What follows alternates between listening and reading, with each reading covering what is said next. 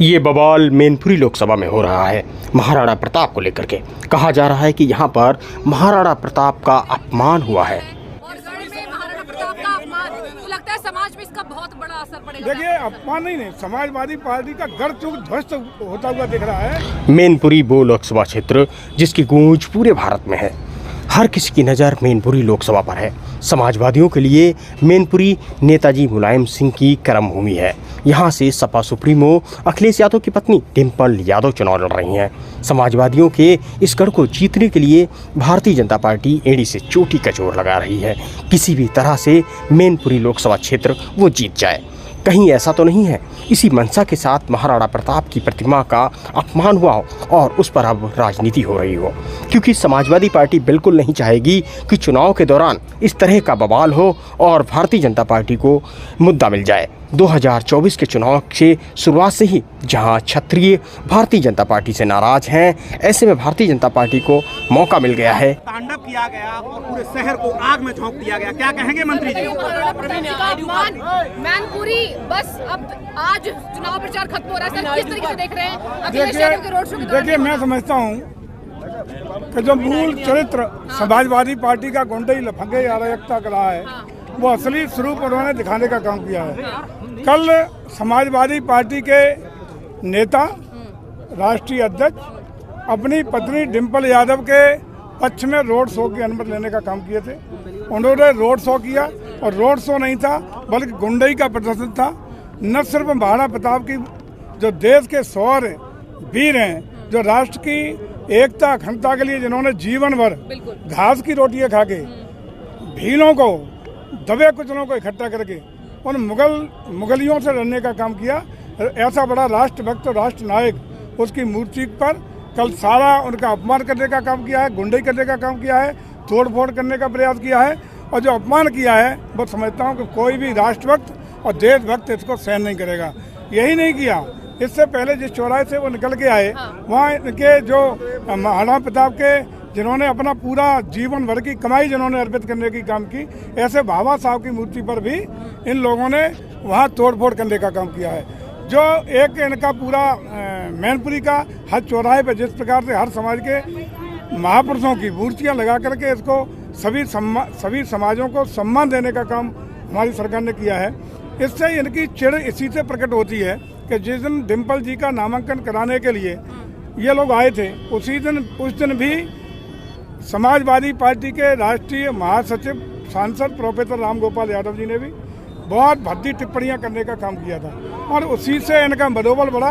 और ये प्रायोजित कल अखिलेश जी की और इनके नेताओं की उपस्थिति में जिस तरीके से हमारे शौर्य वीर के प्रतीक, राष्ट्रीय नायक, राष्ट्रीय एकता अखंडता के प्रतीक, मुगल साम्राज्य से लड़ने वाले महाराणा प्रताप के खिलाफ उनके अपमान को किया है, उनके साथ जो बर्ताव किया है, उनको तोड़फोड़ करने का प्रयास किया है, ये पूरा देश किसी भी कीमत पर बर्दाश्त नहीं करेगा। अखिलेश माफी भी मांगे और मैं समझता हूँ कि अपने जो चेले चांकुटे जो पालतू पुराने हैं उनके, जो लगातार गुंडई करने का काम कर रहे हैं, चुनाव में भी यही गुंडई करने का प्रयास कर रहे हैं। इस बार इनकी गुंडई पूरा देश और खास रूप से मैनपुरी बर्दाश्त नहीं करेगा।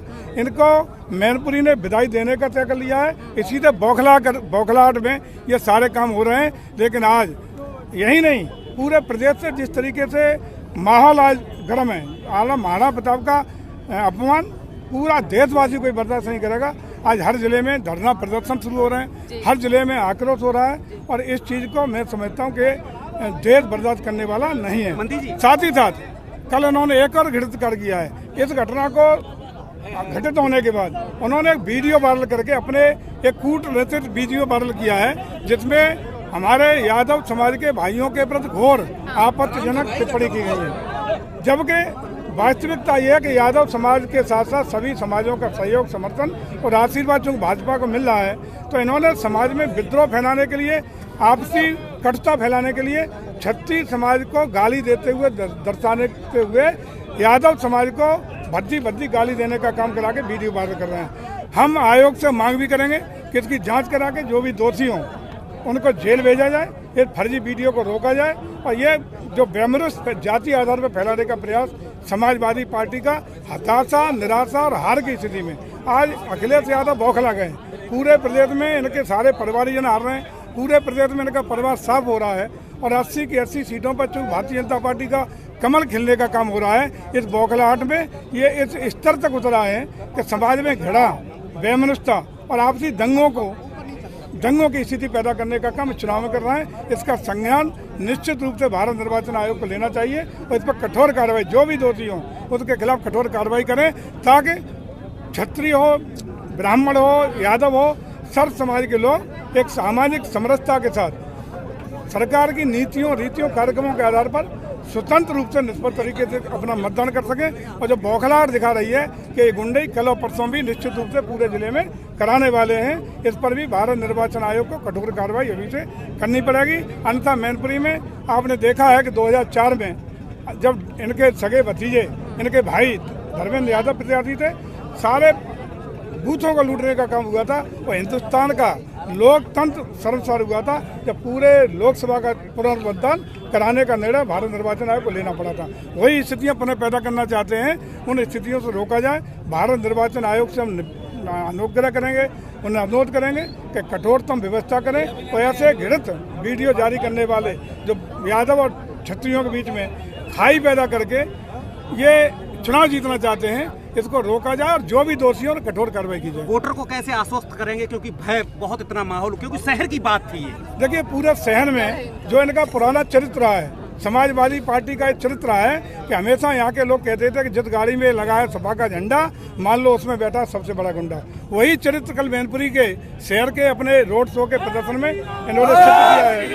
और आज शहर की जनता, हमारे मैनपुरी की जनता, मैनपुरी लोकसभा की जनता भयभीत है, पूरी तरह भय में है। और मैं समझता हूँ इसके लिए कठोर कार्रवाई प्रशासन को और भारत निर्वाचन आयोग इस समय चुप देख रहा है। भारत निर्वाचन आयोग से हम आग्रह करेंगे कि इस पर कठोर कार्रवाई इनके खिलाफ की जाए। जिस तरह का वातावरण हमारे कल व्यापारियों को धमकाया गया है, पिटकाया गया है, गालियाँ दी गई हैं, आदरणीय योगी जी को गालियाँ दी गई, आदरणीय मोदी जी को खुलेआम गालियाँ दी गई, आप वीडियो देख सकते हैं। और उससे ऐसा वातावरण बन गया है कि पूरा शहर, व्यापारी, उद्योगपति सारा भयभीत है। इसके लिए निश्चित रूप से इनके खिलाफ, समाजवादी पार्टी के राष्ट्रीय अध्यक्ष के खिलाफ, उनके पदाधिकारियों के खिलाफ और जो भी जिम्मेदार अन्य लोग हैं उनके खिलाफ कठोरतम कार्रवाई करने की मांग करते हैं। और ऐसे महाराणा प्रताप जिन्होंने अपना जीवन पूरा राष्ट्र को समर्पित किया, भील जो दबे कुचले शोषित पीढ़ियों की सेना बना करके जिन्होंने अंग्रेजों के खिलाफ जो राष्ट्रभक्ति का काम किया, और उनके फाइनेंसर बाबा साहब दोनों का अपमान जिस तरीके से हुआ है। वहीं इस घटना के बाद पुलिस भी एक्शन मोड में आ गई है और एक्शन लेने की बात कर रही है। समाजवादी की रोड शो के बाद महाराणा प्रताप की मूर्ति के पास जबरदस्त हंगामा रात में भी देखने को मिला और अभी सुबह भी, क्या है पूरा मामला? ये कल एक रोड शो हुआ था, जो समाप्ति के बाद कुछ लोगों ने महाराणा प्रताप की मूर्ति के ऊपर चढ़े थे और पार्टी विशेष के झंडे इत्यादि की कार्रवाई की। सीसीटीवी फुटेज इनकी देखी गई है। तहरीर एक प्राप्त हुई थी जिसके आधार पर सम्यक धाराओं में अभियोग पंजीकृत किया गया है। पूरी विवेचना और छानबीन करने के बाद इसमें कार्रवाई की जाएगी। आज सुबह भी इस संबंध में कुछ लोगों ने यहाँ पर अपना प्रदर्शन करके और ज्ञापन दिया है। उस ज्ञापन को ले लिया गया है और उसके संबंध में विधिक कार्रवाई की जा रही है। कुछ अभी तक गिरफ्तारी वगैरह आरोपी हुई है? अभी जो सीसीटीवी हम लोग फुटेज देख रहे हैं उसमें पूर्ण घटना को अध्ययन कर रहे हैं, विवेचना कर रहे हैं और उसके उपरांत ही विधिक कार्रवाई की जाएगी।